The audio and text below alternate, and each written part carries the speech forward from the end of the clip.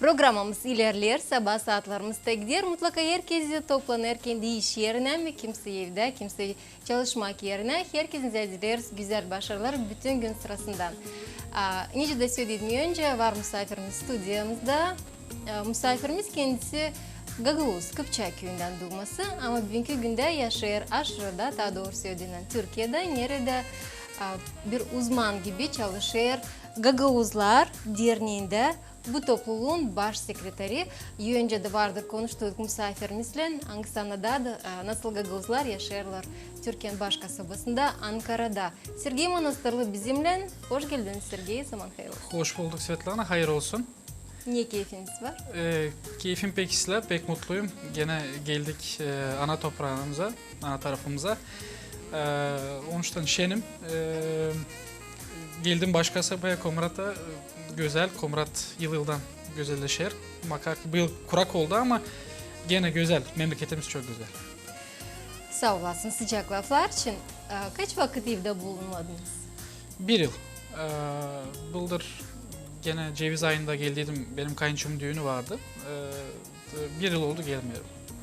Vardı niyetimde gelmeye yazın başında. Hedeliz ayında vardı niyetim gelmeye ama biliyorsunuz bu pandemi, korona olmadı. Şimdi geldim kardeşimin düğününe. Oldu küçük bir masa kurduk. Biliyorsunuz gene yok nasıl düğün yapmak. Onlar Zaks'ta yazıldılar. Onun için geldik, o düğüne geldik. Güzel oluşa gelmişsiniz. Başka bir şeylere de katıldınız. Bunları da biliriz. Ama geçtiği zaman o oluşlara sen birazcık açıklarsınız. Sen bir de daha getirtmeye bizim insanların aklarına. Gagavuzlar diğerine Ankara'da neyle zanatlanıyor? Kimi toplar kendi dolayında? Ne su işi götürüyor? Biz sizinle geçen yılda bir program yapmıştık. Ben Gagavuzlar Derneği için anlatmıştım. Gagavuzlar Derneği kuruldu 2018. yılda. Kıran ayın 23'ünde. Dekabr'da da bizim niyetimizde vardı öyle hani toplama Gagavuzları Türkiye'de bir araya toplama hani şimdi yani biz orada biraz dağınık büyük kasabalar herkes işler kim evlenmiş kim işler da birbirimizden kopuk kalmama diye bir arada lazım olalım. O niyetle kurduk derneği. Hem de bizim dernek küçük bir cümle kuruluşu değil büyük biz isteyiz ufak işler yapma. Ama o faydalı işler olsun. Küçük ama faydalı işler olsun. Ben sanıyorum hani burada biz geçen yılı pek bereketli geçirdik. Neler acaba yaptınız bu kısa vakitin içinde? Bu kısa vakitin içinde biz Kirez ayı oluyor değil mi? İyun. Kirez ayında Çavuş köyü var Bulgarya'da, Gagavuzların köyü. Şimdi Bulgarlar da General Kantarcayeva. Çavuş köyüne gitti bizim derneğin başı Yerina İsünbeyli hem de başkan yardımcısı. Orada köy yoğurtusuna katıldılar. Hem de gene Gagavuzya'dan bir uşak oyun grubu, folklor grubu gitmişti oraya. Orada bulunduk. Sonra Oktyabır'da oldu. Biliyorsunuz bu 46-47 yılında açlık olan o açlık anma toplantısı yaptık biz. Oldu bir panihida. Biz yaptık orada bir slujba, küçük bir slujba. Kolbe okuttuk da oldu sonra bir pomana. Tenci Gagavuzlar'da geçiyor. Toplandık, andık o canları. Hani 46-47 yılında açlıktan öldüler. Daha sonra yaklaşık 25. yıl Gagavuzların 25. yıl kuruluş kutlaması düşündük ne lazım yapalım. İyi dedim ya dernek küçük biz küçük işler yaparak savaşırız işlerimizi götürmeye de ama 25. yıl için lazım da nesi yapma. Tayileri açan dernek yoktu bizde. Biz başka derneklerle işlerdik beraber. Vardı çok Ankara'da öğrenci. Şimdi bir iki öğrenci kaldı Gagavuz yerinden. Da biz Gagavuz yeri kuruluş yıl dönümlerini kutlardık konsertlerini. Yani uşak studentler toplanardık. Yaptık öyle birkaç konser. Da düşündük hadi öyle bir konser yapalım ama sayımız az. Yani öğrenci sayısı az. Büyük insanlar var ama hepsi işle kimsenin vakti yok. Hani türkü çalma ya da bir oyun oynama, bir koreografi bir şey yapma yoktu vakit. Ama biliyorsunuz bütün bu işler Bu konser işleri, onlar hepsi para lazım oldu bu işlere diyelim. Düşündük olacak mı olmayacak mı, sonra hadi yazalım yazı kadınca grupasına. Komrat Tani var, folklor hem de ensemble. Onlara yazdık.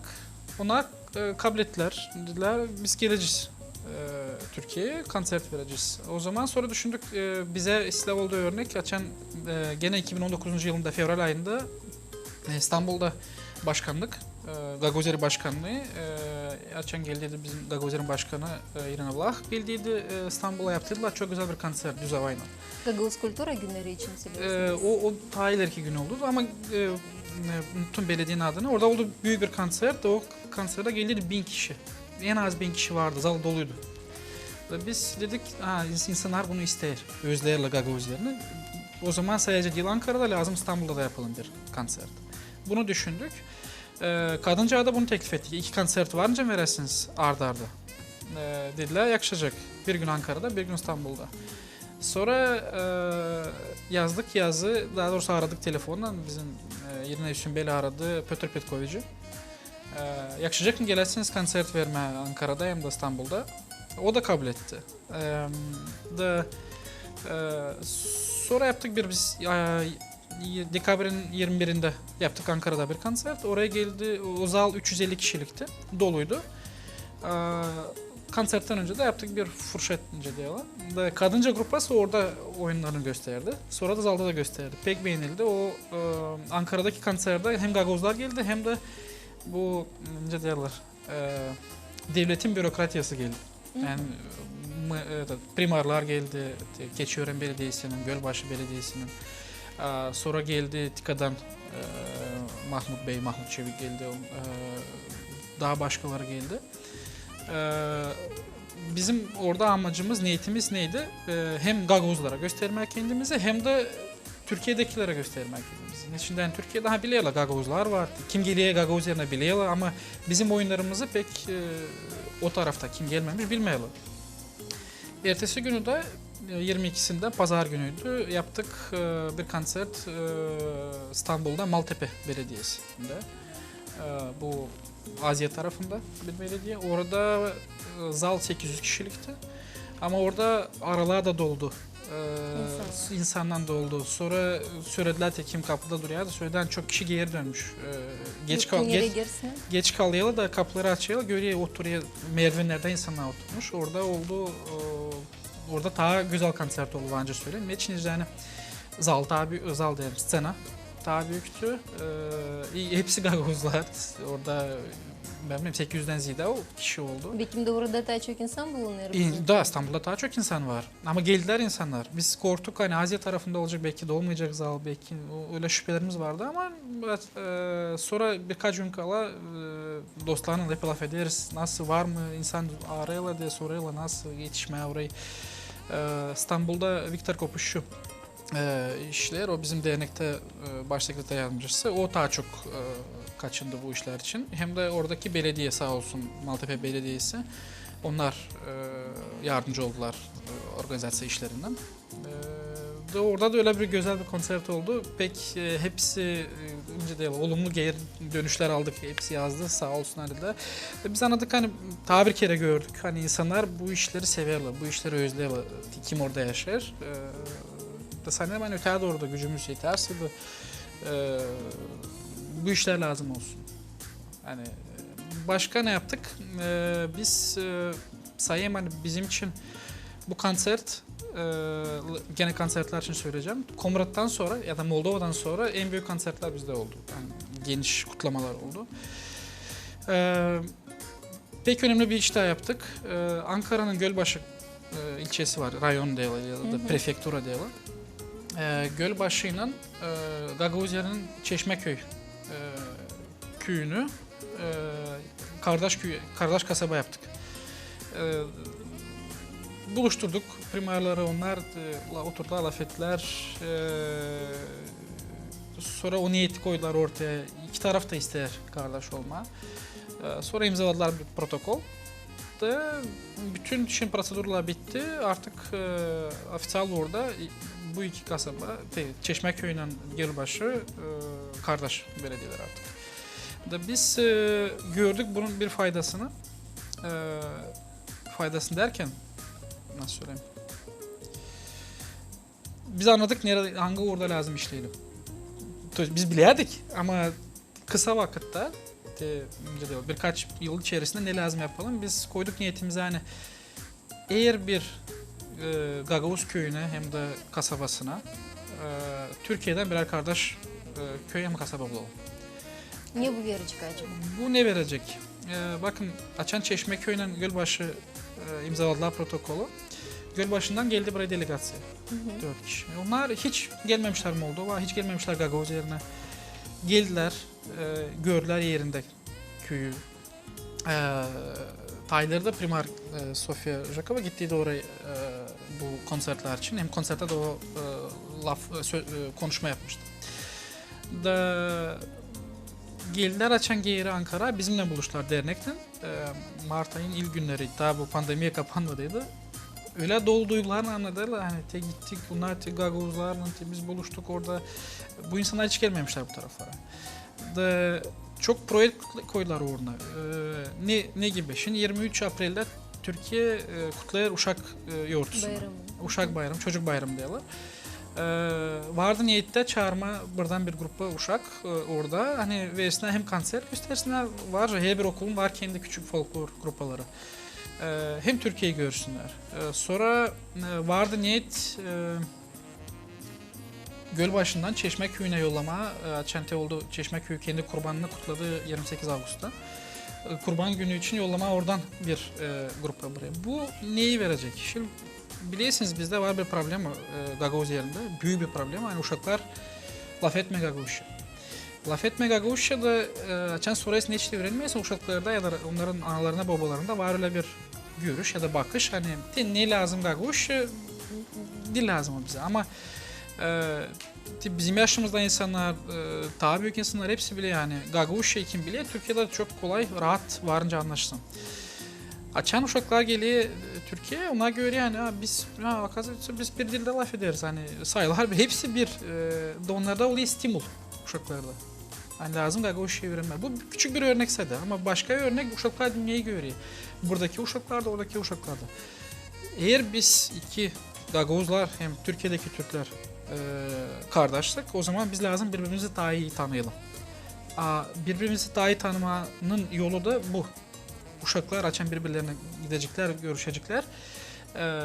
Onları da hep aklında kalacak bu. Orada kurulacak dostluklar hani ömür boyu sürecek dostluklar kurulacak. Bunun örnekleri çok. Türkiye'nin ofisal televizyonu TRT Eğril yapıyor çocuk bayramı. Bizden Gagavuzya'dan Eğril gidiyor oraya uşaklar. Kazayık'tan birkaç yıl gitti üst üste. Başka köylerden daha ileri gittiler. Bu uşaklar açan gidiyor oralara da oradaki uşaklarla tanışıyorlar. Daha sonra ona başlıyor yazışma. Şimdi biliyorsunuz dünya küçüldü artık internette her şey. Çok güzel dostluklar kuruluyor. Ben 2011 yılında işledim TRT'nin çocuk grupasında da bizim Kazayık'tan gruppanın başında koyula çevirici ama çevirmeye bana hiç lazım olmadı. Neden uşaklar pek anlaşardılar. Da ben o uşaklar sonra Facebook'ta biz arkadaş olduk, dost olduk da ben göreyim onlar kendi aralarında da laf ederler. Büyüdüler artık 20 yaşına geldiler, askere gittiler geldiler Türkiye'dekiler. Ama o dostlukları devam eder ilerlediler. Onun için bu kardeş belediyeleri lazım koyduk niyetimize dediğim gibi iyi bir Gagavuz köyüne benim kasabasına Anglarında var onları en bitkiye bırakacağız. Ama çok kasabada hem köyde yok da kardeş belediye Türkiye'de ofisyal burada. Bu bir ben sanıyorum hani bu en önemli sebep. Niçin biz lazım? Hani gençleri birbirinden tanıştırma. Birbirimizi tanıyalım, bilelim, gidip gelelim. Türklerde öyle bir laf var. Gözden uzak olan yürekten de uzak olur. Onun için biz lazım hep bir arada bağlantıları kuralım. Başka sebep dediğim gibi gidip gelmeler, kardeşlik hiç kimseye prostluk bir şey getirmedi. Daha sık sanayım hani daha sıkı bağlanacağız birbirimize. Kultura uğrunda olsun. Sanayım hani ıslah oluşmuyor. Halk uğrunda olsun, dünya uğrunda olsun. Doğru. iktisadi tarafları. Bilirim hani Dilçuk'tan prezentatsiya oldu. Uşak Radyo'ya toplam masal kağıdına gene dernek yardımcı oldu. Bu artık ikinci kağıt çıktı. Bu ikinci kağıt çıktı. Oğlan masal okuyur iki kağıdı. Biz açan prezentasyon yaptık. O masalları toplayan bir araya. Viktor öyle söylüyor. Ben aftar derim. O da bana aftar demiyor. Masallar halk masalı. Ben sayı topladım bir araya. Viktor'un niyetinde vardı öyle kağıt çıkarma. 10 masal toplamıştı hani bir araya getirme ama kalın olacak. O kağıtlar varınca uşak meraklanmasın. Hem daha pahalı da olacak. 2016 yılda mı 15. yılda mı o kararlaştırdı bölme ikiye. Biz o zaman bizim Gagozlar Derneğimiz yoktu. Biz böğün işleyiz o dernekle. Toplumsal Gelişim Derneği var. Bu dernek Balkanların teminde Türkler yaşar. Balkan devletlerinde projeler yapar. Biz de orada varız. Ben o derneğin başkan yardımcısıyım. Viktor'la o zaman laf ederken dedim hadi biz yapalım finans forumdan o birinci kağıdı basalım. Verelim destek. O ilk kağıt öyle çıktı. Dağıtıldı da biz gördük hani burada var büyük boşluk. Masal gibi ama uşaklar hani boyer orada var konturlar. Onun aklında kalır o masallar. Da sonra o yıllar sonra geçse de o uşak hiçbir zaman unutmayacak o masalları, o kağıdı. Dağıtıldı açan o kağıtlar. Geçti biraz vakit. Viktor ikincisini hazırladı. Bu sefer finans uğrundan yoktu öyle bizde imkan yardımcı olamadık. Onu PDF formatında koydu internete. Geçen yıl 2019 yılda açan düşünüyorduk ne yapma Gagauzya'nın 25. yılı için. Düşündük de konsertten ta ileri ilk aklımıza bu geldi. Hani kağıt basalım. Hani 25. yıl anısına kağıt basalım. Daha sonra biz yüreklendik. Yaparız konser de kağıtta basacağız dedik. Oğlan masal okuyur iki kağıdını da biz bastırdık. Prezentasyası şimdi yapıldı. Bilmem ne şimdi yapıldı. İstedik hani kendimiz geldiğinden yapalım prezentasyayı. Viktor gelemedi pandemiden dolayı ben gelemedim. Bizden dernek yönetimden kimse gelemediydi Gagavuz yerine de. Şimdi gelmiş kanı. Viktor da düştü öyle hani burada. Ben de düştüm de dedim hadi yapalım o zaman bir tanıtalım. Öyle oldu. Şimdi o kağıtlar verilecek Üretim Bakanlığı'na Gagavuz yerine de onlar dağdacıklar şkollara.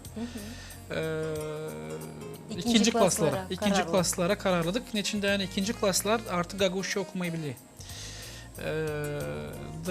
İmtihan meraklı olacak onlara. Boyama, onlar daha böyle uşaklar daha sahip çıkacak o kağıtlara bir saniye zane. Sayı itecek bütün Gagavuzya'daki şkollara, ikinci klaslara diyeyim. Hem de Ukrayna'daki Gagavuz köylerine yetecek. Onları da unutmayasınız. Biz onları hiçbir zaman unutmayarız. Onlar hep biz kardeşiz bizde. Sınır geçti aramızda ama biz burası Bucak toprakları. Bir halk. Tabii Bucak da bir.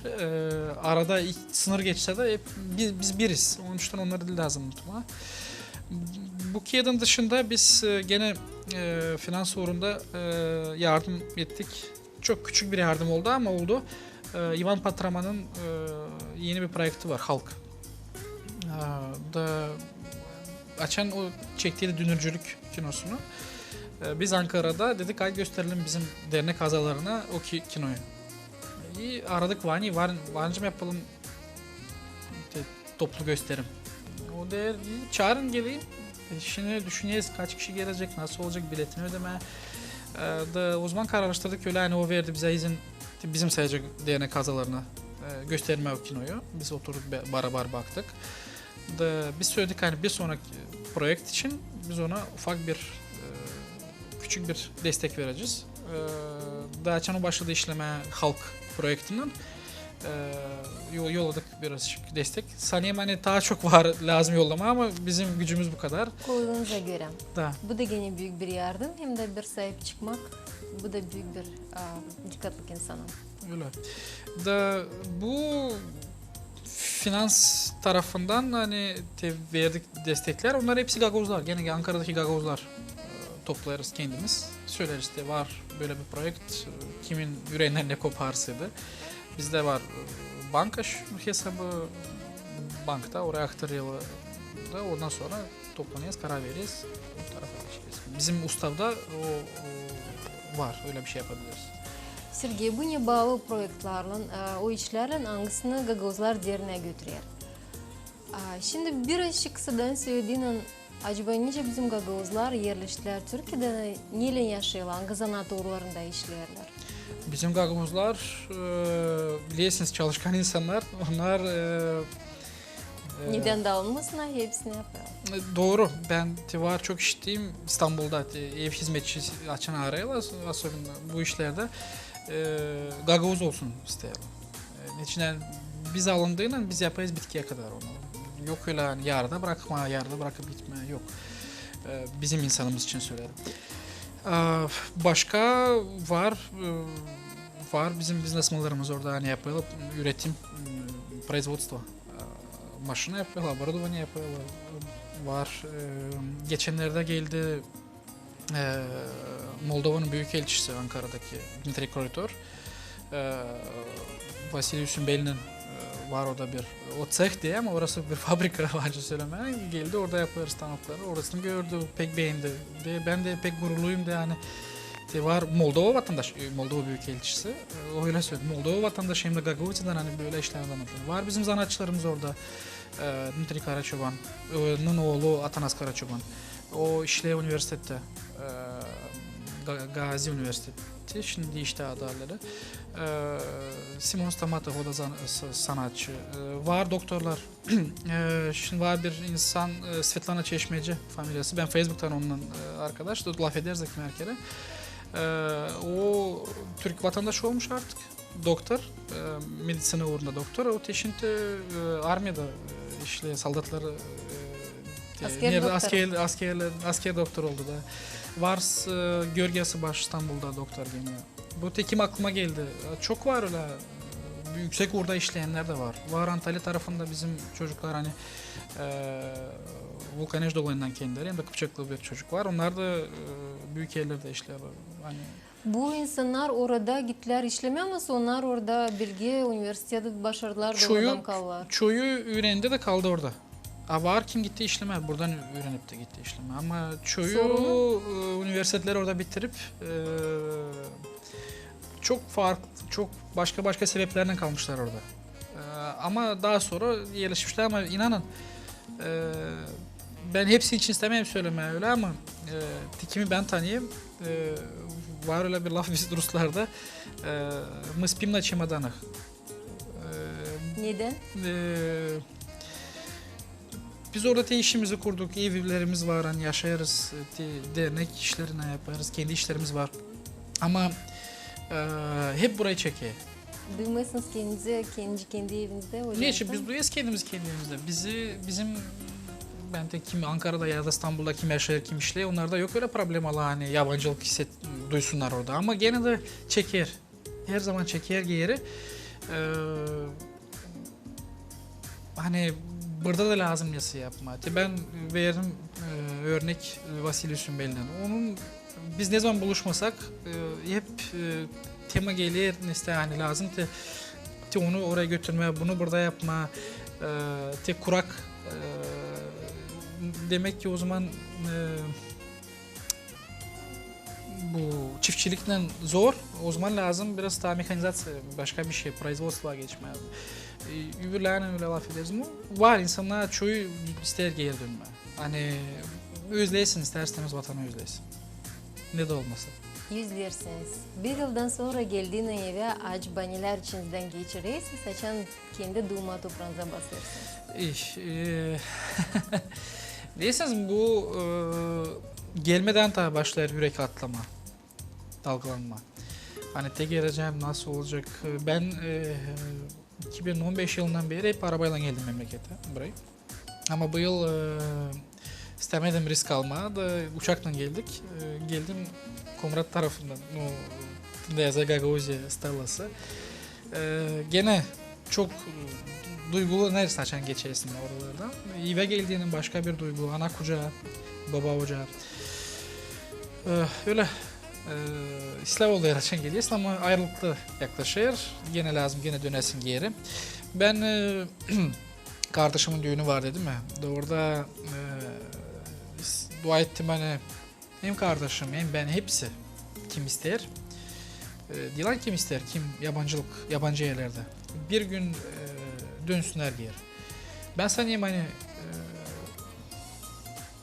bizim yaştakiler daha genç insanlar, belki daha büyük insanlar dönerseler geri hepsi bir şey getirecek. O yabancı devletlerden. Bu da o zaman Gagavuzya kalkınacak. O olacak. Şimdi getiriyor da bugünkü günde kim bilgilerin, yani kim yeni Bu şimdilik ben fikirlerin, gençlere söylerim. Bu şakayla karışık ben söylerim çoğu gençlere ya da benim akranlarıma. Şimdilik getirirsiniz araba ama bu maşinalar o da islah ama lazım iş de getirme oradan. Burayı lazım iş getirme. Ne görüyorsunuz orada onları da lazım buraya getirme. Küçük küçük ne sevdi.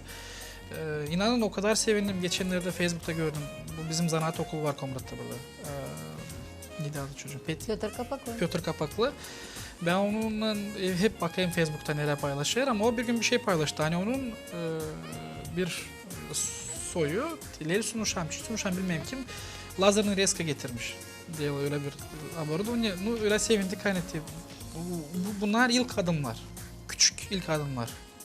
Ama ben sanıyorum hani açan öğrenci yürüme bu ilk adımlar daha emin kendimizden bahsedeceğiz adımlarımızı. O zaman daha ıslah olacak. Sergey sağ olasınız.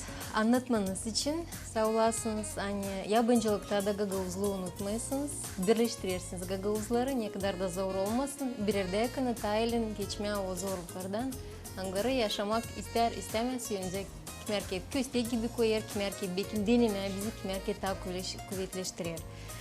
Size sağ olun çağırdınız. Bu fiyatların çıkması için bütün diğerine çalışanlarına, herkesine kiminle birlikte bağlantılar kurarsınız. Çok sağ olasınız. Hem de mutlaka seviniriz hani bir küçük Gagavuzluk yaşar Ankara'da da, İstanbul'da da yaşar. Oradan da sıcaklığı geldiğinden gelirsiniz de paylaşırsınız bizimle. Sağ olun. Biz öyle deriz. Bizim derneğe çoğu zaman hem elçilik de öyle, hem Moldova elçiliği Ankara'dan böyle öyle, diaspora derneği olarak görüyorlar. Biz sadece bir diaspora derneği değiliz. Biz öyle söyledik, kendimize öyle niyet koyduk. Hani Gagavuzlar nerede yaşamasa da dünyada bizim Türkler de faaliyet alanı. Nerede biz işleyiz, nerede Gagavuzlar yaşarsa biz orada işleyeceğiz. Ama bütün Gagavuzları birleştiririz Komrat'ta. Hadi bakalım. Bizim niyetimiz öyle. Allah yardımcımız olsun hepsimizin. Sanayım hani başarılı olsun. Kolay gelsin o zaman. Açan niyetinize koymuşsunuz. Hem de bilirim hani tezde döneceğiniz geri. Çünkü orada yaşarsınız bugünkü günde, orada yaşamanız akşar. Pek dersimazsınız. Buradan var umudum hani kucak dolusu kuvvet kendinize aldınız. Aldım. Emosiyalar, hem de o duygular, anglarını varınca sadece kendi toprağında beslenme hem de içine alma. Dersimin işlerinizi götürürken paylaşın bizimle, biz de gözlediler sizin çalışmanız için. Hem de her zaman diğer size hoş geldiniz kendi durma yerinize. Sağ olun. Sağ olun Svetlana. Sergey Manastırlı Gagavuzlar Derneği'nin baş sekreteri. Anksı çalışır Ankara kasabasında Türkiye'de. Bizim misafirimiz Sergey kendisi. Gagavuz, Kıpçaklı, burada yerinden, önce sözünde duydunuz, diyalektli, nesi varsa bir Kıpçak köyünde. Programım sizlerle kalın bizimle.